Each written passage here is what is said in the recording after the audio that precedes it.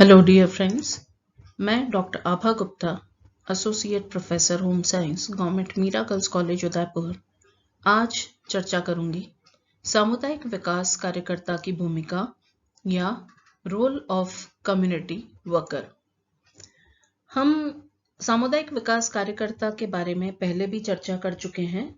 हमने उसके कार्य और उसकी निपुणताओं की बात की है और ये देखा कि ये जो कार्यकर्ता है वो एक ऐसा प्राणी है जो समाज से पृथक नहीं रहता और एक समूह या समुदाय का हिस्सा बनकर अपनी भूमिका निभाता है।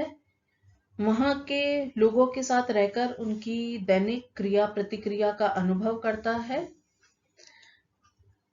इसी तरह से हमने देखा कि सामुदायिक विकास कार्यकर्ता के निम्न कार्य हैं। पहला, समाज सुधारक के रूप में। दूसरा, विशेषज्ञ के रूप में। तीसरा, दिशा निर्देशक के रूप में कार्य करता है और कार्यक्रम को सफल या सरल बनाने में सहायता करता है। अब हम चर्चा करेंगे कि सामुदायिक कार्यकर्ता की क्या भूमिका है।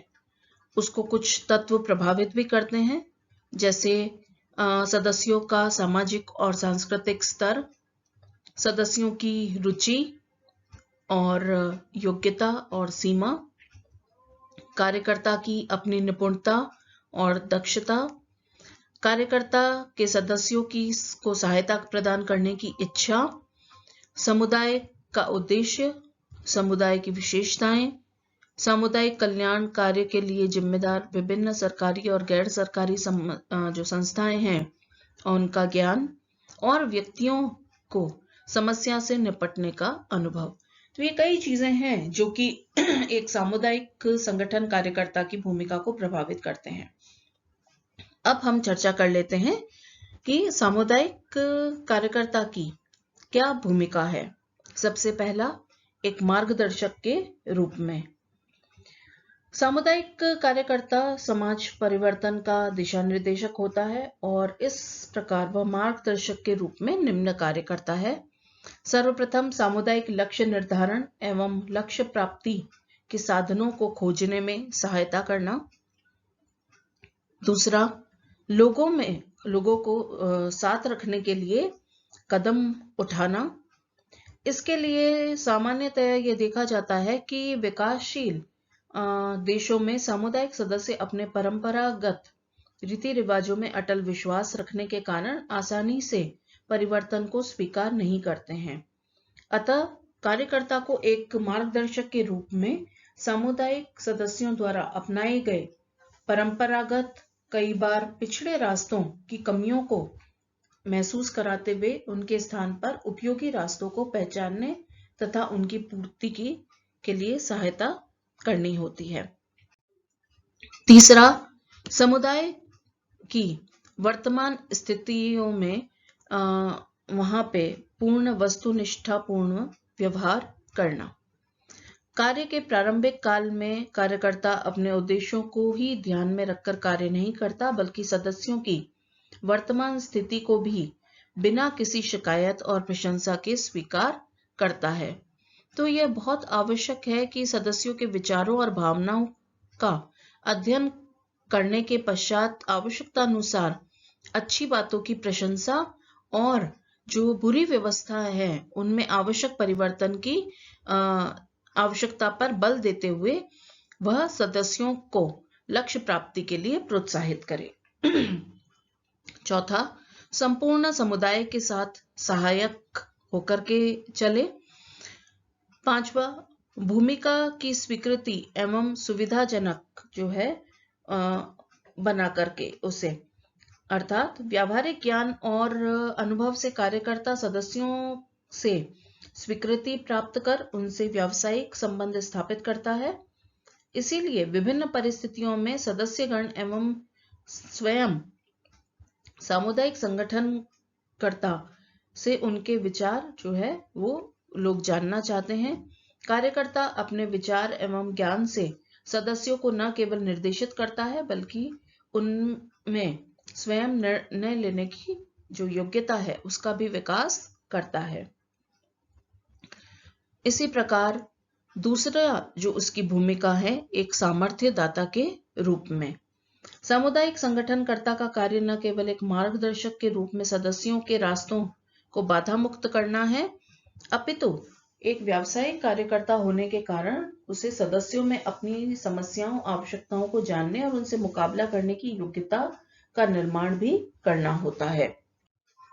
इसके लिए सामुदायिक असंतोषों को केंद्रित करना, सबसे प्रथम कार्य सदस्यों में व्याप्त उनकी असमस्याओं को जानना है। कभी कभी सदस्यगण अपने असंतोष को महसूस करते करते जो है वो उसको एक जीवन का हिस्सा बना लेते हैं, तो उन्हें इस चीज का भान कराना आवश्यक है कि नहीं, ये एक समस्या है और उसको दूर करना आवश्यक है, और वो दूर भी जो है वो लोग स्वयं ही करेंगे, उसका रास्ता भी या मार्ग भी जो है वो स्वयं ही निकाल पाएंगे।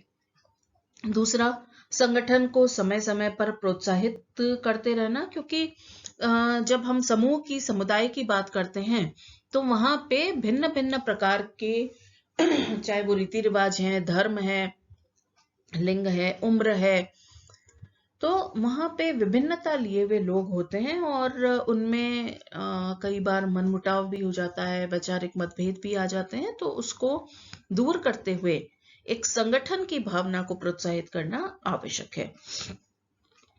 ऐसे ही अंतर्वैयक्तिक संबंधों को जो है वो बढ़ावा दिया जाए, सामूहिक बातों पर बल दिया जाए, न कि किसी व्यक्तिगत बात पर ही चर्चा की जाए। सार्वजनिक उद्देश्यों पर बल देना बहुत आवश्यक है। वे सभी कार्य जिसमें सर्वजन का हित हो, ऐसी बातों पर सामुदायिक कार्यकर्ता जो है वो दायित्वपूर्ण बातें करें। विभिन्न समूहों, जातियों, सामाजिक आर्थिक स्तर के जो सदस्य हैं उनकी समस्याओं को सामने रखकर सार्वजनिक क्रियाओं और आवश्यकताओं का चुनाव करने के लिए लोगों की सहायता करें। फिर तीसरी भूमिका है एक विशेषज्ञ के रूप में। कार्यकर्ता अपने शिक्षण, प्रशिक्षण और व्यावहारिक अनुभव के कारण सामुदायिक संगठन कार्य का एक विशेषज्ञ होता है। अतः सामुदायिक कार्यकर्ता के कार्यों को निम्नलिखित भाग में हम जैसे बांट सकते हैं। पहला, सामुदायिक कठिनाइयों के निदान में सहायता करना। दूसरा, अनुसंधान में निपुणता प्रदान करना। तीसरा, दूसरे समुदाय की सूचनाओं को उपलब्ध कराना। अर्थात सामुदायिक संगठन कार्यकर्ता जो है वो सदस्यों में अपने दक्षता एवं कर्मठता का विकास करने के लिए अपने सैद्धांतिक और व्यावहारिक ज्ञान के आधार पर अन्य समुदाय के सदस्यों में व्याप्त सामुदायिक जागरूकता, कार्यकुशलता और उनकी उपलब्धियों का उदाहरण प्रस्तुत कर उनके द्वारा अपनाई गई प्रविधियों को अपनाने के लिए इस समूह के सदस्यों को भी प्रोत्साहित करता है। इसी प्रकार कला, विधि और उपयोगिता संबंधी परामर्श प्रदान करना। सामुदायिक संगठन कार्यकर्ता जो है वो एक विशेषज्ञ के रूप में सदस्यों में संगठित होकर न केवल समस्याओं पर विचार विमर्श करने, बल्कि समस्या के समाधान के लिए जो कार्यक्रम का चयन किया जा रहा है तथा कार्यक्रम के कार्यान्वयन जैसी विभिन्न उपयोगी विधियों एवं कला के ज्ञान से सदस्यों को भी अवगत कराए।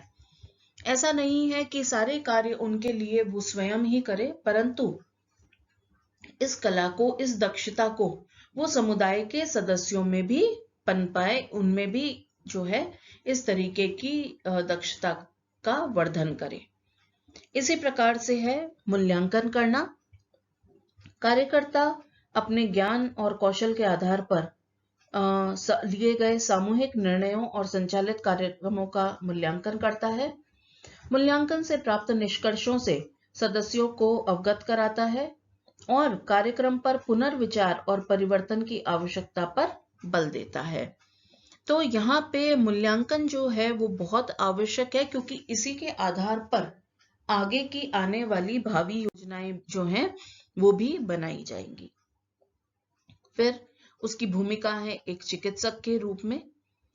चिकित्सक का मतलब यहाँ पे यह नहीं है कि वह एक खुद स्वयं कोई डॉक्टर या चिकित्सक है, परंतु जिस प्रकार से एक चिकित्सक वहां पे व्याप्त जो समस्याएं या बीमारियां हैं उनके लिए लोगों में जागरूकता लाए, एक सामान्य चिकित्सक के रूप में वहां के जो बाधक कारक है उनको दूर करने में सहायता प्रदान करे।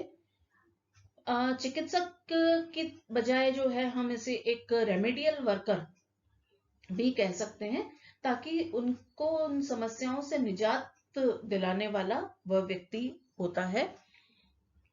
इसी प्रकार से एक प्रक्रिया कार्यकर्ता के रूप में भी वह या सक्रिय कार्यकर्ता के रूप में भी वह कार्य करता है। यहाँ पे अधिकाधिक जनसंख्या जो अन्याय और पक्षपात का शिकार हो रही होती है उनके लिए वह एक अधिवक्ता के रूप में भी कार्यशील रहता है। सामुदायिक कार्यकर्ता एक वकील के रूप में समुदाय के सदस्यों की सहायता के लिए जो है विभिन्न जिम्मेदार संस्थाओं और संगठनों के समक्ष सेवार्थियों के पक्ष को उजागर करता है और उन पर किए गए अन्याय की आलोचना करता है। तो इस प्रकार से हमने देखा कि जो एक सामुदायिक विकास कार्यकर्ता है वह बहुत सी भिन्न भिन्न भूमिकाएं जो है वो निभाता है, और इन भूमिकाओं को सही रूप में निभाने से सामुदायिक संगठन का कल्याण का कार्य जो है वो बहुत आसान हो जाता है। तो इन विगत 2 वीडियो में हमने चर्चा की सामुदायिक विकास कार्यकर्ता के क्या विभिन्न कार्य हैं, उनमें किन किन निपुणताओं का होना आवश्यक है और सामुदायिक विकास में कार्यकर्ता की क्या भूमिका होनी चाहिए। धन्यवाद।